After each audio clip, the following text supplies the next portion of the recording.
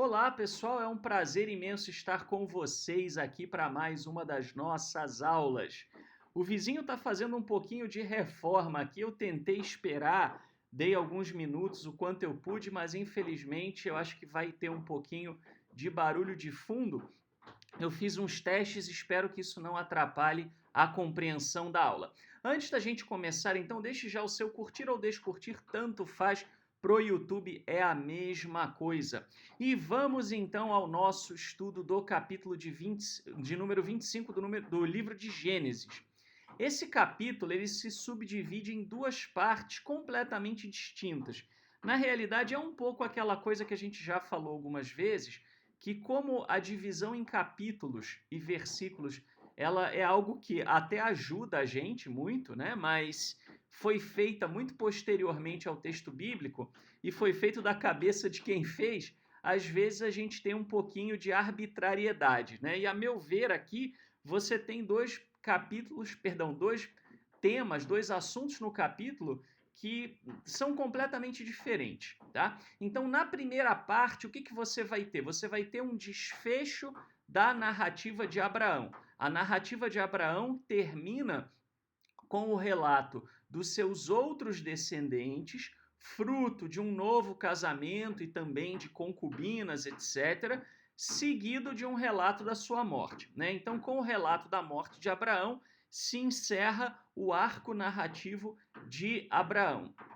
E em seguida, vamos ter início ao arco narrativo de Jacó, que é o segundo arco narrativo mais importante do livro de Gênesis, né? Abraão e Jacó são os dois arcos mais fundamentais. Você tem o arco de José depois, que também é muito importante, mas essencialmente quando a gente fala dos patriarcas de todo o povo de Israel, você vai ter essas duas figuras como sendo os principais protagonistas. E o arco narrativo de Jacó, ele vai até aproximadamente o capítulo 35. E tem só duas exceções, que são o capítulo 26, na verdade, faltou até que colocar no texto, né? O capítulo 26, que é o único no qual Isaac é o protagonista, né? Nós já falamos sobre como os relatos de Isaac são os mais tardios entre os patriarcas, né?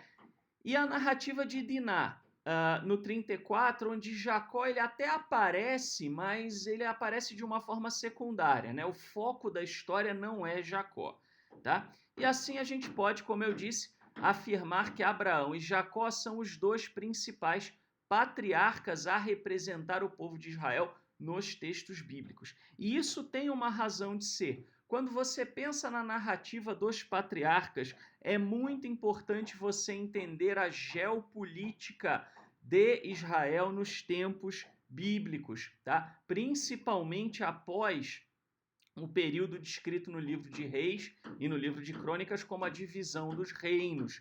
Tá? A gente entender a geografia do local, entender as disputas políticas, etc., faz a gente compreender muito melhor os objetivos da narrativa dos patriarcas. Por quê? Porque é uma narrativa folclórica, a gente já falou, não é uma narrativa literal, e tem por objetivo explicar o quê? Explicar a origem dos povos, explicar como é que era a relação entre os povos próximos ali, quem era amigo, quem era inimigo, quem os israelitas consideravam como meio que parente, quem era já mais distante, enfim. Né? Tudo isso nos dá um panorama muito interessante do mundo dos israelitas e que valores eles queriam transmitir e preservar.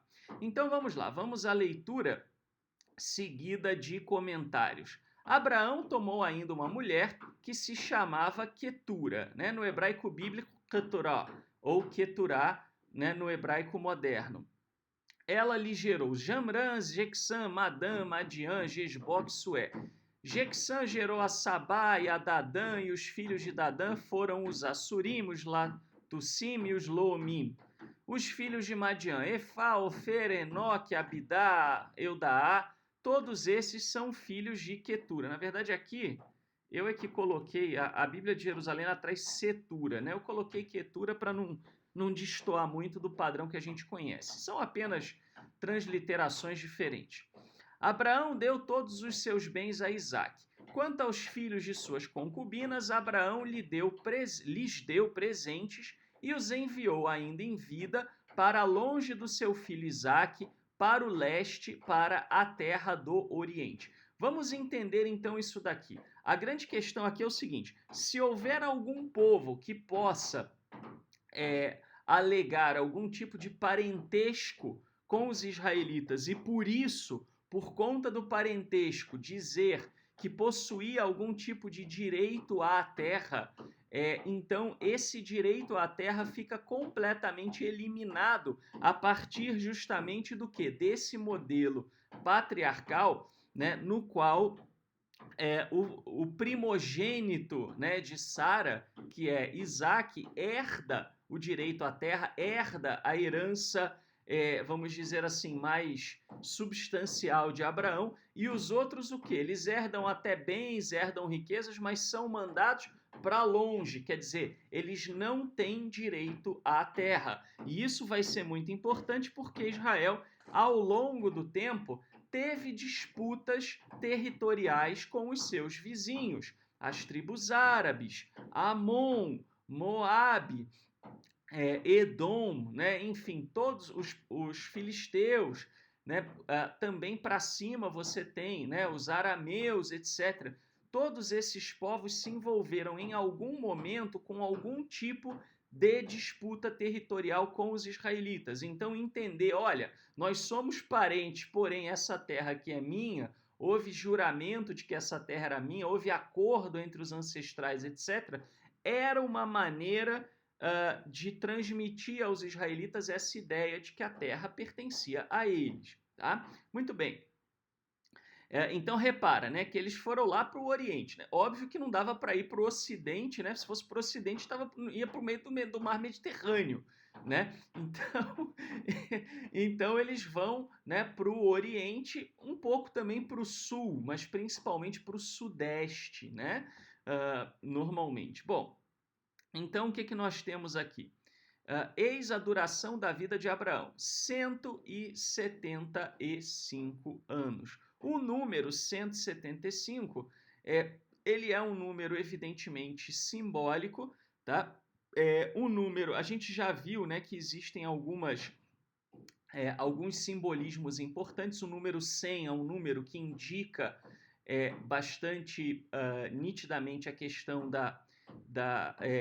de uma intensidade, né? 10 vezes 10 é uma plenitude, né? O número 70, ele é muito associado ao todo, a um conjunto, né? 7 vezes 10 é associado às nações, quer dizer, Abraão, né, viveu uma vida plena, deu origem a muitas nações, né? E o número 5, ele é frequentemente associado também nas escrituras à questão da obediência, né? Então, quer dizer, Abraão viveu uma vida de obediência, né? E por isso ele teve uma vida plena e repleta de descendentes. Então, essa é a ideia que está sendo transmitida através do simbolismo numérico. Depois, Abraão expirou, morreu numa velhice feliz, idoso, e foi reunido à sua parentela, né?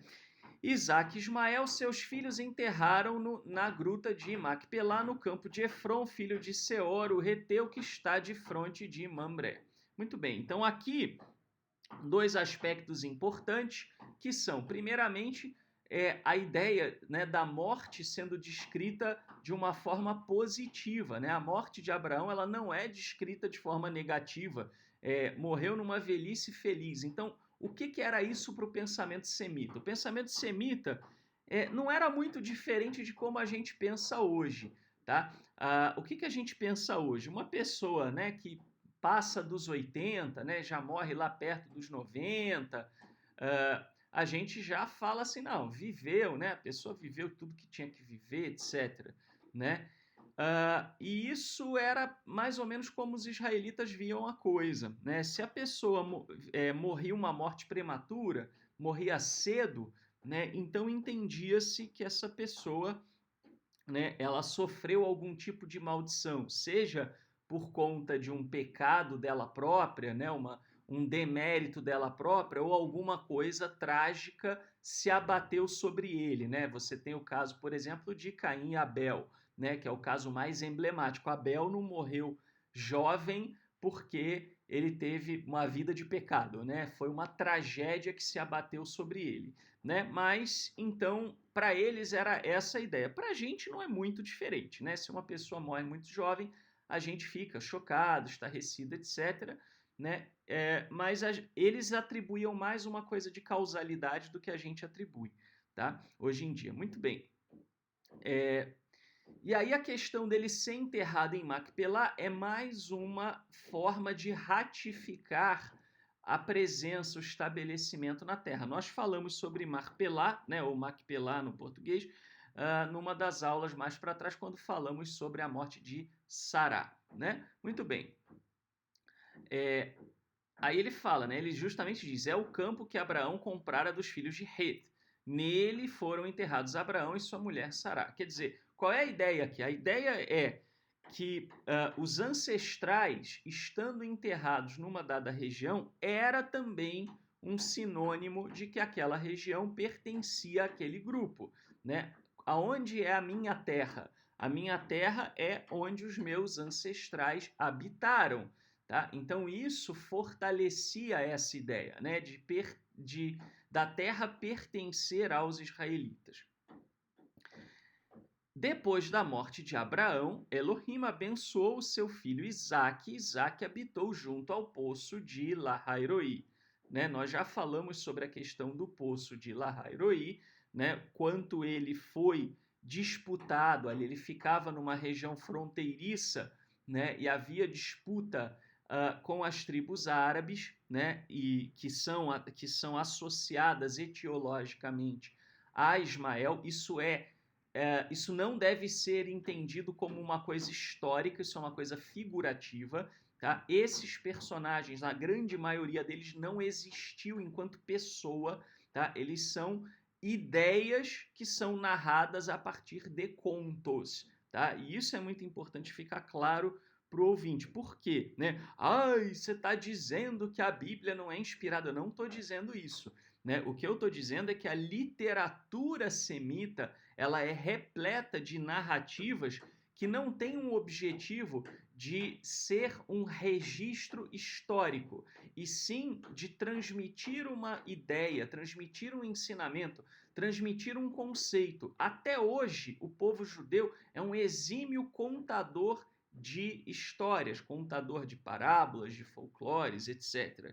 Né? Até mesmo você vê, por exemplo, no cristianismo, né? Embora nós aqui não sejamos cristãos, você vê que o cristianismo herda um pouco a coisa das parábolas, né? A partir do quê? A partir de uma prática judaica. Isso era uma prática judaica. Né? Os escritos do Mar Morto estão cheios de histórias dos patriarcas que se contradizem, inclusive, entre elas, porque eles não estavam preocupados com historicidade, sim com usar esses elementos para contar histórias, para falar, né? E por que atribuir aos patriarcas?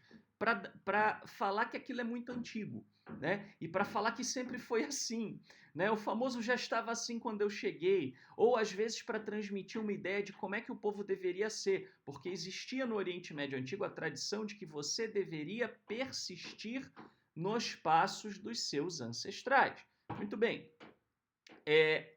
E aí, então, a ideia de que Isaac, né, falar que Isaac, depois da morte de Abraão, habitou junto ao poço de Lahairoi, é para dizer o quê? Que esse poço pertencia aos israelitas. Quer dizer, não era algo que os árabes poderiam depois dizer, olha, isso aqui pertence a nós, tá? Não, Isaac habitou lá apenas enquanto, né, Abraão era vivo. Depois ficou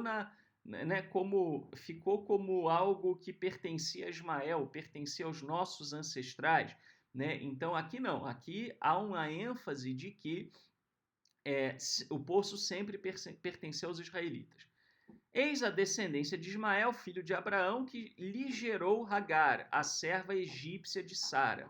Tá? Eu vou até falar um pouco sobre isso tá, pessoal? Mas assim, existe uma tradição no meio judaico de associar Ketura, né, ou Keturah com Sará, né, com Sara, tá? Mas assim, a gente também tem que entender que boa parte dessas tradições, né, dessas tradições judaicas, elas não são literais também, tá? Elas são folclores, elas são contos, elas têm o objetivo de algum ensinamento, elas são parabólicas, né? E a partir disso, às vezes estabelece para as pessoas um entendimento de que seja a verdade dos fatos, tá? E assim, o texto não corrobora pro entendimento de que Hagar seja Keturah, né? Por quê? É porque Hagar, na verdade, né, alguns associam, né, é bem provável que venha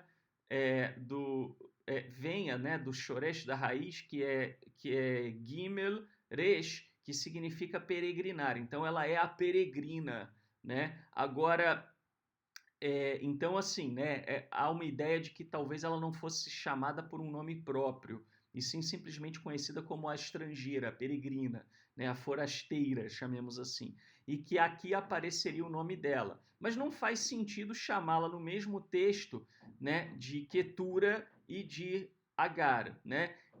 E ao mesmo tempo, né, que chama ela de Ketura e de Agar, é, separa a descendência, não faz muito sentido isso, tá? Então, assim, a leitura do texto bíblico não corrobora para essa ideia, principalmente porque o texto bíblico ele tem o hábito de quando alguém tem dois nomes, isso não é incomum, mas o texto bíblico normalmente fala, olha, fulano também era conhecido como Beltrano. Essa história de nome oculto que não é dito nunca e sobrevive numa tradição oral, isso é balela, tá, pessoal? Na realidade, quando há algo assim, o texto bíblico deixa muito claro, tá? Muito bem. Eis os nomes dos filhos de Ismael, segundo seus nomes e sua linhagem. O primogênito de Ismael Nabaiot, depois Sedar, Adbeel, Mabsam, Masma, Dumá, Massá, Hadad, Temá, Getur, Nafis, Sedma. Esses são os filhos de Ismael e esses são os seus nomes por aduares e acampamentos. 12 chefes de clãs. Então repara, na verdade, pessoal, que essa explicação etiológica, tá? Ela tá basicamente falando de quais eram as tribos árabes que existiam naquela época, assim como os filhos de Quetura também são outros povos e pequenas tribos. Quando a gente fala de povo no Antigo Oriente Médio, nós não estamos falando necessariamente como a gente pensa hoje, né? Que a gente pensa em milhões de pessoas, né? Mesmo o povo judeu, que é considerado um povo pequeno, né? Quantos judeus a gente tem no mundo? 20 milhões, né? Ainda assim está na casa dos milhões, tá? Aqui os povos eram pequenininhos, as cidades eram mínimas, né? Você tinha tribos que talvez não tivessem, não chegassem à casa dos milhares, tá? Mas existiam com uma identidade, né? A quantidade de seres humanos era muito menor, tá? Então, aliás, eu estava vendo um texto ontem, né, falando sobre a Escócia, né, e a Inglaterra 3 séculos para trás, e também a quantidade de pessoas era muito, muito, muito, muito inferior, né? Imagina 3.000 anos atrás, numa região semiárida com alta mortalidade, tá? Muito bem. Então, aqui são pequenos clãs, pequenas famílias, etc., né? E regiões e povos que recebiam esses nomes, vamos dizer assim, que havia na verdade, havia um pouco esse hábito etiológico, né, de atribuir nome de personagem aos nomes dos povos, tá? Eis a duração da vida de Ismael, 137 anos. Depois ele expirou e morreu e foi reunido à sua parentela. Ele habitou desde Révila até Sur, que está a leste do Egito, na direção da Assíria. Ele se estabeleceu de fronte de todos os seus irmãos, né? Então, aqui nós temos, né, as tribos árabes que se estabeleceram realmente, eram tribos nômades que existiam nos tempos dos israelitas, eles habitavam regiões bastante áridas, e como eles habitavam regiões bastante áridas, se você olhar o mapa geográfico do Antigo Oriente, do Oriente Médio, aliás, não precisa nem ser do Antigo Oriente Médio, você percebe isso. Então, eles não se estabeleciam muito como né, assentados numa terra há muito tempo, porque havia uma seca, havia uma fome, eles pegavam e migravam, né? Ao passo que algumas terras um pouco mais férteis, as civilizações se assentavam e inclusive se desenvolviam mais, como era o caso, por exemplo, do Egito. Tá? Muito bem, então nós temos aqui a vida, né, a duração da vida de Ismael, né, nós temos 137 anos, número 100 de novo, viveu aí uma vida plena, né? Nós temos o número 30, né, que tem todo um simbolismo bíblico também, mas que também era utilizado como referência a um ápice da idade adulta. Temos o número 7, né, que significa completude, enfim. Está dizendo aí que Ismael teve, né, uma vida plena, se desenvolveu bem, etc. Né? É um número que dá uma referência aí, positiva. Né? E ele deixa 12 chefes de clãs. Né? Por que 12? Né? O número 12, né, associado aí aos povos, ele não é também um número por acaso. Né? Isso tem a ver com isso tem a ver com as constelações, né? Você tem 12 casas zodiacais, né? Isso não é necessariamente astrologia, né? A astronomia primitiva também reconhecia isso. Você tem 12 luas, né, num ano, né, 12 meses num ano normalmente, salvo quando o ano é embolísmico, né? Mas então os antigos entendiam, né, que o Sol tinha 12 casas pelas quais ele passava, né, ao longo do ano. Então você tinha uma totalidade aí do céu, né? E quando você lembra, então, da narrativa de Abraão dizendo, né, que a sua descendência seria numerosa como as estrelas do céu, né? Então alguém que dava origem, né, a 12 clãs, a 12 famílias, né, você tem uma ideia de quê? De algo extremamente populoso, né, de um povo bastante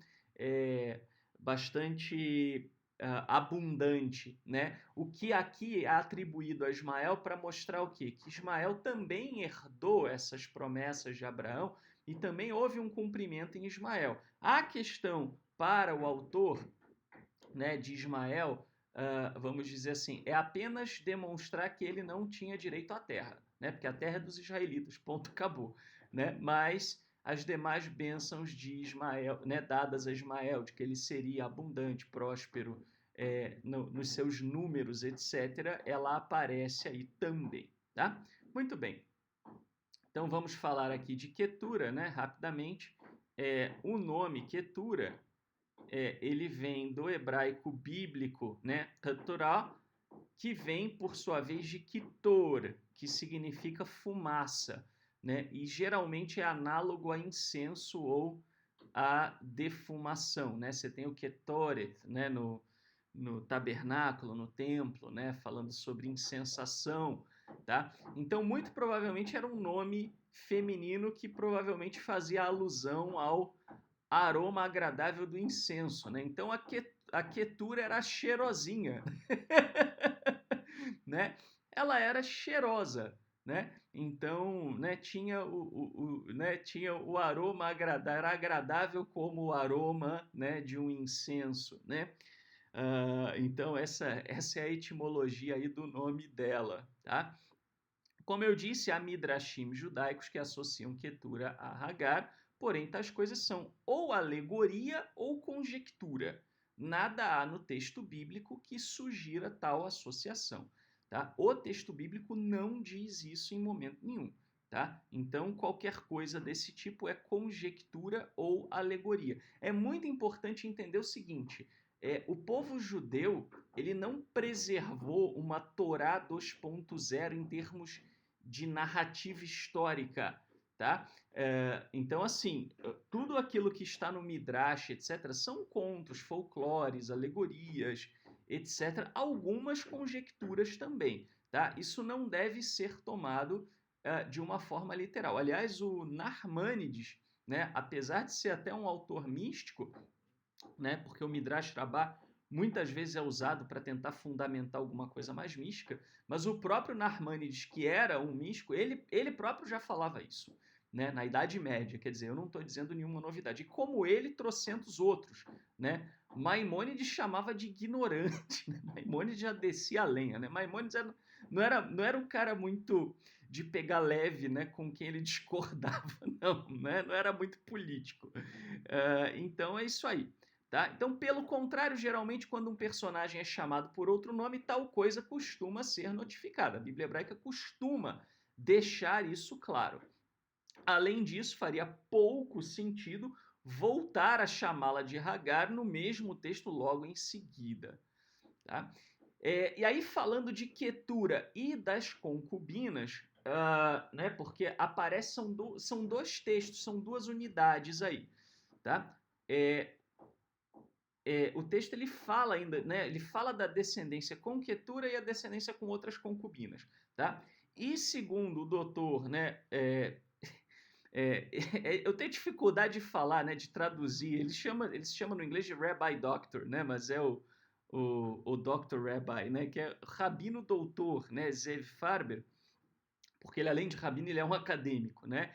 Na realidade eu o cito mais por ser um acadêmico do que por ser um religioso, né? Religiosos normalmente não costumam ajudar muito na interpretação do texto bíblico, salvo quando eles são exegetas também, né? Além de serem religiosos.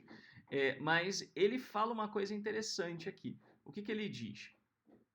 Ele diz o seguinte, né? Ele escreveu esse texto, né? Que chama-se Our Stepmother Ketura. Talvez os versículos 1 a 4 sejam uma unidade e os versículos, né? Não versículos 5, 6, outra unidade. A primeira unidade foi feita simplesmente para referenciar os 6 descendentes de Abraão através de Quetura e tinha o objetivo amarrar essas tribos em Abraão, Israel, Judá.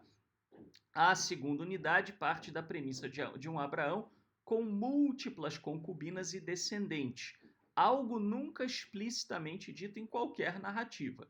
De onde esta fonte ou tradição veio e quando foi adicionadas às histórias canônicas de Abraão é desconhecido. Então, assim, a gente não sabe bem de onde vem, né, isso daí, essa questão dessa tradição, né, de atribuir tudo isso a Abraão, né?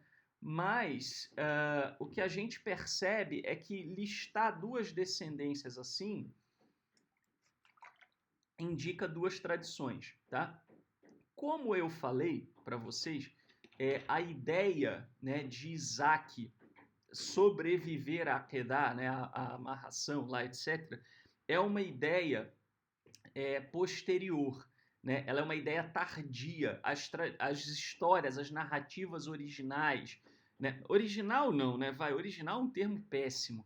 Mais antigas, né, de Abraão não traziam isso. A gente tem indícios, né? Porque, como eu falei para vocês, na narrativa de Isaac, você percebe que o trecho em que ele fala para não matar Isaac, etc., ele tem uma linguagem posterior, ele não tem uma linguagem do mesmo período do restante, né? E que bom, né? Que se envolveram, né, a ideia, né, de que o sacrifício humano não seja uma coisa aceitável. Mas durante muito tempo foi, né? Você percebe que, apesar de você não trazer, né, por exemplo, uma ordem específica nesse caso, você tem o caso de Jefté, né, que vai lá e sacrifica a filha dele, né? Isso é relatado. Né? Embora tem gente que gosta de tentar interpretar que, na verdade, Jefté não matou a filha, e sim sacrificou a virgindade dela, blá, blá, blá, blá, blá, blá. Na minha opinião, essa leitura da história de Jefté, ela é complicada, e ela mostra tudo que está de errado, na minha opinião, nas leituras excessivamente religiosas da Bíblia hebraica. Por quê? É aquela leitura assim, caramba, né? Como é que eu vou explicar esse texto aqui para o meu filho, né? Que tem um amigo ateu, né? Na escola, né? Ferrou. Não. tem que ter uma maneira de entender esse texto de uma forma mais light, né? Aí vai e procura, né, uma leitura que dá aquela acochambrada, etc., né? E, a meu ver, isso não contribui para o entendimento do texto bíblico, né? Porque não é você lendo o texto bíblico pelo que ele diz, é você tentando ler o que você quer, o que é mais confortável para você no texto bíblico. E a gente não tem que fazer escolhas exegéticas a partir do que é mais confortável. A gente tem que entender o texto pelo que ele é, né? O texto de Jefté está muito claro ali. Eu vou falar disso quando a gente estudar o livro de Juízes, né? Mas o texto de Jefté não fala que o Eterno aprovou que ele sacrificasse filho, né? E o texto de Juízes é terrível. Né, tá bem dentro do contexto do texto de Juízes, tem até gente sendo esquartejada no texto de Juízes, né? É o texto que mostra Israel, né, no seu, vamos dizer assim, no seu período mais terrível, né, da história. Tem toda uma razão para isso, tá? O que a gente vai entender, tá? Mas então, assim, né, pessoal, originalmente, tá, Isaac, né, a história dele acaba ali. Tanto que depois você só vai ter Isaac aparecendo muito brevemente e ele só vai ser protagonista em um capítulo, que vai ser o próximo, que vai ser o 26. E ainda assim, no capítulo 26, como a gente falou, né, Isaac ele aparece simplesmente né, é uma réplica da história de Abraão, né? Não há nenhum elemento novo ali, né? Então, e os profetas, como vamos falar mais para frente, né? Os profetas frequentemente, quando mencionam Israel, falam Abraão, só de Abraão e de Jacó, não mencionam Isaac, né? Então, Isaac ele entra para a lista de patriarcas muito tardiamente, né? Então, talvez, por que eu estou falando disso agora aqui? Porque talvez essa questão... e um detalhe, né, pessoal? Se isso para você é uma novidade, é sinal de que você não ouviu a aula em que a gente fala disso, as aulas que a gente fala disso. Então, pegue as aulas do Gênesis desde a história da narrativa, do início da narrativa de Abraão, e aí você vai entender melhor o que eu estou dizendo. Tá? Então, pro Zev Farber, provavelmente na origem, tá, o objetivo era amarrar Quetura, né, com Israel, né, era chegar em Israel através de Quetura. Tá? Mas que com o passar do tempo, né, vamos dizer assim, com essa mudança aí na perspectiva, né, do destino de Isaac, etc., houve essa alteração, e aí por isso, né, ficou uma coisa, vamos dizer assim, um tanto desconexa, né, do contexto original. Isso na visão dele. Isso é uma opinião dele. Eu trouxe aqui porque eu acho interessante, mas a gente não pode afirmar que seja isso. Tá? Ele está fazendo uma conjectura. Por isso, inclusive, a palavra talvez. Né? Tá? Muito bem. Agora, falando da questão da geografia, tá, pessoal? E ele vai falar, inclusive, também um pouco, né, na verdade, ele acaba entrando um pouquinho na narrativa de Esaú e Jacó, que a gente vai falar mais para frente. Eu não sei se vai dar tempo nesta aula de hoje, né, porque eu preparei aqui um material enorme, mas quando der 1 hora de aula eu vou interromper e aí a gente faz uma segunda gravação. Mas é muito importante a gente entender a geografia, né? E entender que essa narrativa etiológica ela tem por objetivo estabelecer a identidade de Israel em meio aos povos vizinhos. Tá? E aí eu trouxe esse texto do Dr. Davi Ben-Gad HaKohen, que é professor de Bíblia Hebraica da Hebrew University. E esse texto que chama-se Decoding the Table of Nations, Reading It as a Map. Ele, na verdade, esse artigo dele, ele não fala só de Gênesis 25, ele começa lá com Gênesis 10 e tudo mais, mas ele vai falar de Gênesis 25 e eu trouxe justamente o texto que ele fala de Gênesis 25. Ele fala assim, nosso geógrafo / genealogista, por quê? Porque as genealogias na cultura semita, elas eram aulas de geografia, basicamente está dizendo quem são os povos adjacentes.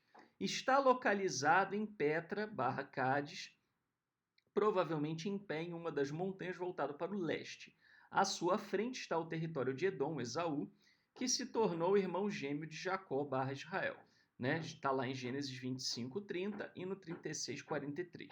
A gente vai falar mais disso, não sei se nesta aula, mas quando falarmos da história de Jacó e Edom, perdão, Esaú. À sua direita, ou seja, ao sul, está o território de Ismael, tio de Jacó, irmão de seu pai, conforme Gênesis 25, de 12 a 18.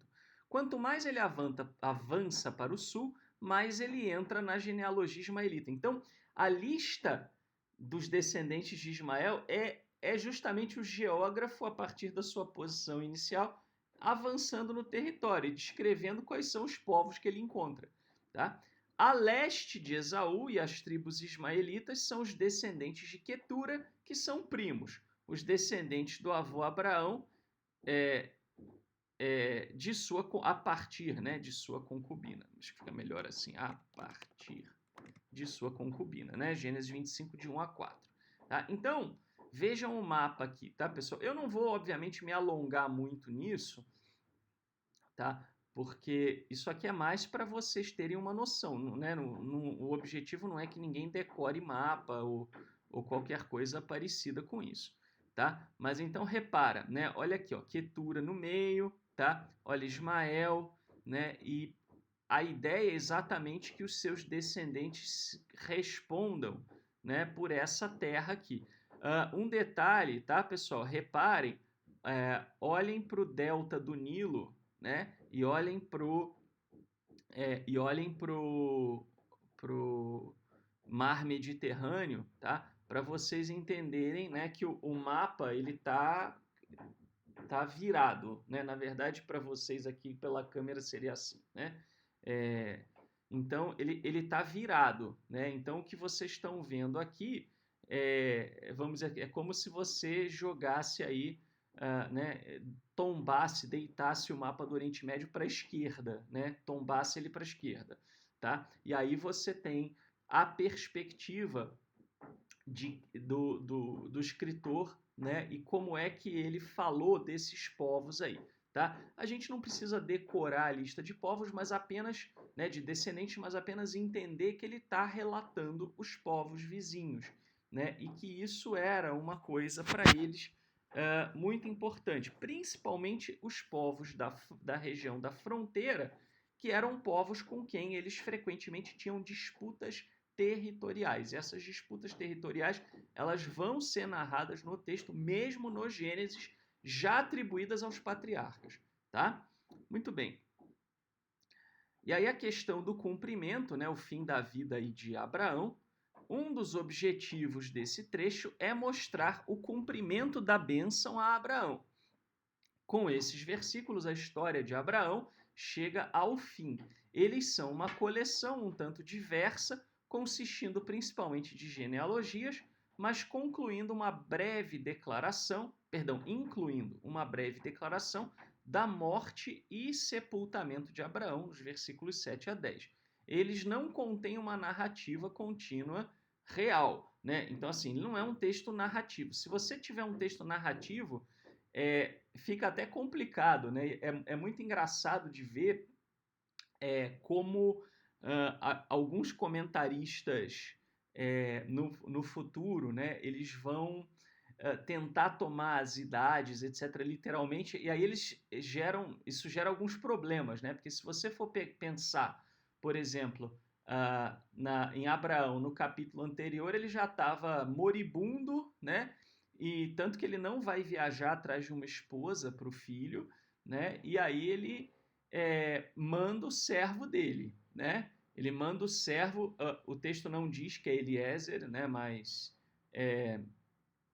a quem ele manda originalmente fazer isso, né? Mas normalmente deduz-se que, né? Por ser o mordomo da casa dele, e aí ele manda o servo ir lá e arrumar uma esposa para o filho, né? E no capítulo seguinte ele aparece casando de novo, tendo filho, né? Quer dizer, haja fôlego, né? O velhinho estava lá, né? Leito de morte, mas ainda, né? Ainda conseguiu arrumar uma mulher, casar, ter um monte de filho, né? E ter concubina também, né? tinha uma disposição danada, né? O velhinho não era mole, não. Se a gente tomar como literal, você tem problemas, né? E aí você tem também o problema, né, de que Abraão, né, se tomar a própria idade dele, né, você vai ter o problema de que ele já teria morrido Isaac perdão, Jacó e Esaú já eram vivos, né? Assim, então aí gera uma série de questões. Aí tem gente que acha que Abraão morreu de desgosto, né, por causa de Esaú. Aí tem outro comentarista que já fala que Esaú, né, perdeu. Na verdade, ele ficou malvado porque ele ficou desgostoso com a morte de Abraão, tem de tudo, né? Mas, na verdade, o objetivo da leitura não era ser tomada com esse grau de literalidade cronológica, tá? O objetivo era fechar a história fecha quando o cara morre, né? Então, fechou a história e aí eu vou começar uma nova história. O objetivo das genealogias é continuar o tema de Abraão como pai de muitas nações, né? Então, mostrar justamente esse cumprimento profético, tá? Como você tem no capítulo 17, né? No 5 e no 20, e no 21, 13. Essas listas contêm os nomes de várias nações e tribos conhecidas de outros lugares, especialmente, né, as mais famosinhas, Midian e os ismaelitas, né? Midian, que vai ter um papel muito importante no livro de Êxodo. A gente fala disso nas aulas de Êxodo. E os ismaelitas, que também vão ter um papel importante, embora não tão importante quanto depois os árabes se tornaram, né, já depois da época do Islã e tudo mais. Inclusive, o Maomé, para poder estabelecer uma legitimidade dele, né? Ele tenta, Maomé, no primeiro momento, ele tenta se estabelecer como profeta perante os cristãos e perante os judeus, não é muito levado a sério, e aí ele vai tentar resgatar essa ideia de que ele fosse descendente de Ismael, etc., para tentar, né, ele vai se apropriar da história de Ismael para poder falar dos árabes, etc. Mas não há nada no texto bíblico dando tanta importância assim aos povos árabes, que não simplesmente o fato deles fazerem fronteira ali com Israel e serem alvo de disputas territoriais. Nada mais que isso, né? Muito bem. Aí, falando ainda também sobre a questão da morte de Abraão,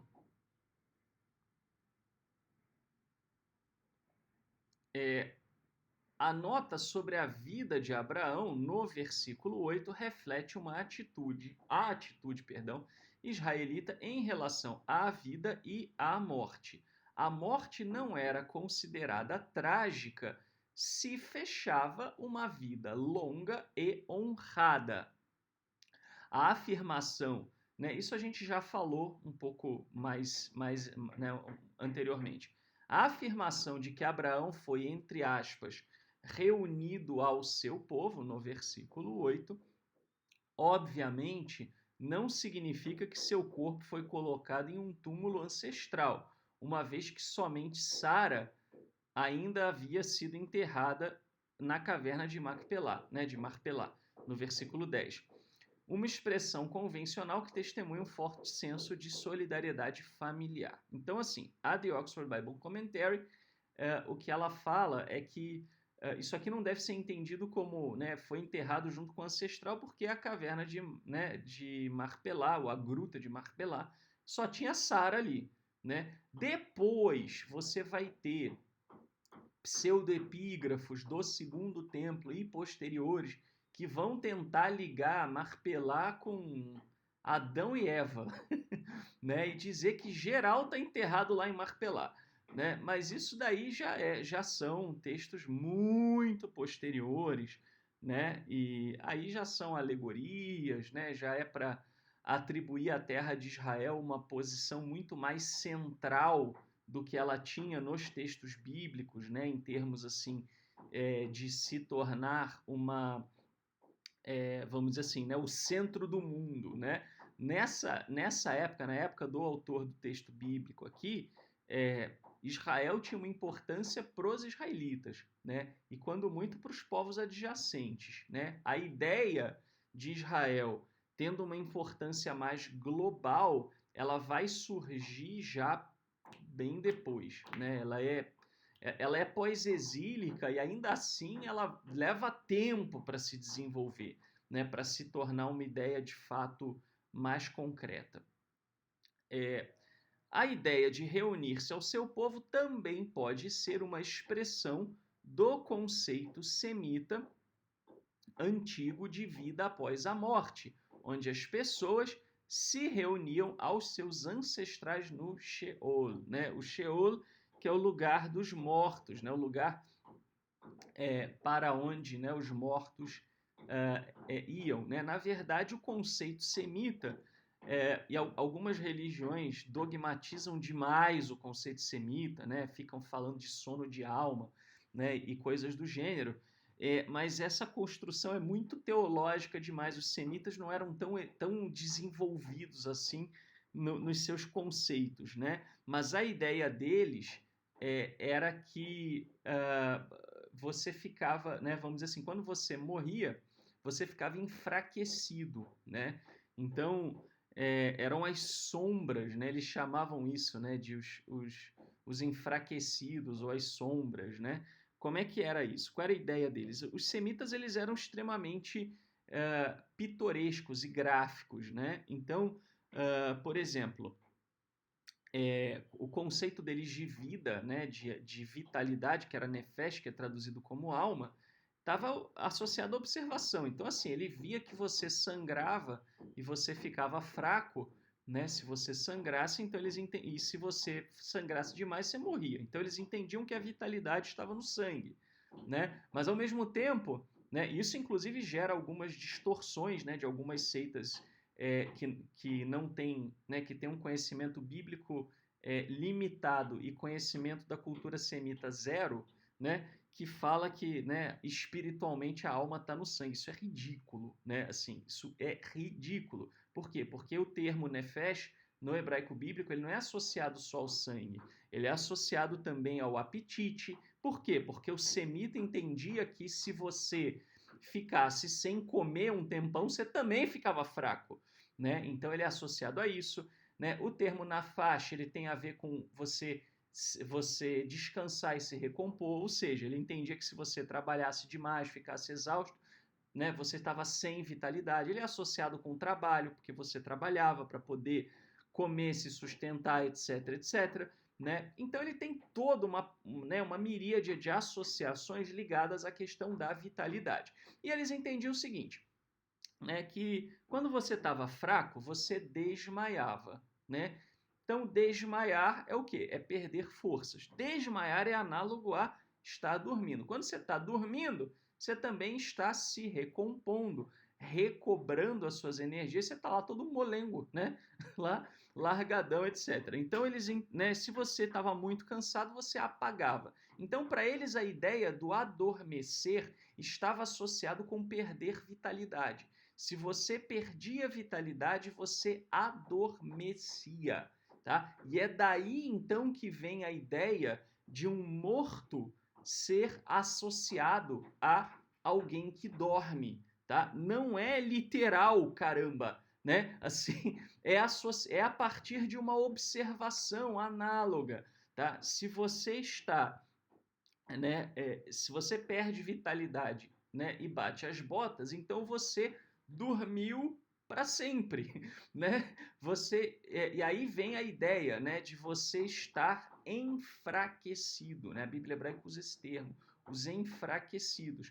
Então eles entendiam, né, que você ficava meio que enfraquecido, né? E eles tinham, né, na cosmovisão abaixo da Terra, como havia o hábito, né, de você enterrar, né, e era comum, né, o camarada cavava e via osso, né, então ele entendia que você ia descendo, né, decantando, né, aquilo que vai ficando fraco vai caindo, né, imagina, isso é muito gráfico, pensa só, você está dormindo, né, você cai, então ele vai caindo, caindo até as profundezas da Terra, e nas profundezas da Terra estava o mundo dos mortos, o lugar dos mortos, que era o Sheol, né? que às vezes é usado figurativamente como sepultura, às vezes é usado de uma forma mais literal, referindo-se à questão do lugar dos mortos, né? E aí então eles entendiam que você lá se reunia a sua família, né? Aos seus ancestrais, tá? E os semitas daquela época, desse período, ainda não tinham uma ideia de uma vida após a morte dividida baseada no mérito, né? Assim, se você for bonzinho, você vai para um lugar legalzinho. Se você for malzinho, você vai para um lugar ruinzinho. Eles não tinham essa visão, tá? A gente não sabe bem se eles tinham muito visão de recompensa, né? Em vida após a morte, punição, etc. A gente sabe que isso surge na Bíblia hebraica a partir dos profetas, já no período já exílico, pós-exílico, etc. Tá? Os semitas não falavam disso, né? Mas assim, basicamente é todo mundo no mesmo lugar, né? Então, né? Tem até um vídeo de um canal humorístico, né? Que uma menina morre, né? E fala assim: eu vou para o mesmo lugar que Hitler. Não pode ser, né? Então, assim, né? Mostra como pra gente tá muito arraigado, né? É lógico que isso é uma piada, né? Esse é um programa humorístico. Esse episódio, né? Ela tá fazendo uma piada com o catolicismo, salvo engano, né? No vídeo. Mas tá tão arraigado na nossa cultura, né? Que morreu vai separar, né? Os bons vão para cá, os maus vão para lá, que é difícil para a gente imaginar que nos tempos bíblicos a cultura era outra, né? Mas, na verdade, a cultura da vida após a morte ela é muito pouco explorada na Bíblia hebraica. A Bíblia hebraica fala muito do aqui e agora, o que você tem que fazer aqui e agora, né? Não se preocupa de ficar falando muito, né? Quando fala, muitas vezes fala de coisas que eles já acreditavam, que já fazia parte da cultura, do folclore da região, quer dizer, não se preocupe em desenvolver uma ideia teológica, etc. Tá? A literatura cristã, sim, né? Para quem é cristão, aí você tem na literatura deles, né, dos cristãos, tem um desenvolvimento maior disso. Né? Na literatura da Bíblia hebraica não era uma preocupação muito grande deles. Né? E não tinha essa questão. Né? A questão né, por exemplo, como aparece no livro de Daniel. Né? Daniel é um dos livros mais recentes da Bíblia hebraica, né? Onde você vai ter lá, né, uma ressurreição de uns para a vergonha, né, e outros para a glória, né? Já é um desenvolvimento historicamente posterior. Nessa época não tinha muito essa preocupação, né? Então, por que eu estou falando isso? Porque não dá para estabelecer muito dogma, né? Algumas religiões tentam fazer isso e se acham até superiores às outras porque estabelecem dogmas quanto a isso, mas não tem muito material na Bíblia hebraica para a gente estabelecer dogma. Mesmo a ideia, né, de sono da alma, etc., que você vê em algumas religiões, né, assim, você quer estabelecer isso com base nos dogmas da sua religião, tudo bem, mas achar que a Bíblia hebraica está ensinando isso é muito fantasioso. Tá? A Bíblia hebraica ela não entra muito no mérito dessa questão. Né? Então aqui basicamente Abraão é reunido aos seus ancestrais. Né? Para eles era até, de certa forma, um pouquinho literal. Né? Assim, ele volta, né, para o seio dos seus ancestrais. Tá? Então basicamente é isso. E aí aqui se conclui o arco de Abraão. Tá? Como esse capítulo aqui ficou bastante longo, pessoal, então nós vamos entrar no arco de Isaac, né? No arco de Jacó, na próxima gravação, né? Devo soltar essa semana aí também, né? Como a gente acabou de concluir o livro de Miqueias, ao invés de já entrar no próximo livro profético, eu vou fazer um segundo vídeo do livro de Gênesis. Então nós vamos ter 2 vídeos essa semana para fechar o livro, né, para fechar esse capítulo 25, né, já que a gente não começou o outro ainda, não tem porquê eu começar, se tem coisa para a gente fechar aqui do capítulo 25 de Gênesis. E aí na semana que vem a gente, né, vai ter aí o 26 e entrando também um novo profeta. tá bom? Então, pessoal, nós vamos ficar por aqui nesta aula, né? Mas o capítulo 25 ele continua no próximo vídeo aí que nós vamos fazer. E se você tem apreciado, agora tem que passar, né, que o slide aqui da colaboração é o último. Eu tenho que passar rapidinho aí, perdão se eu deixei alguém com crise de labirinto.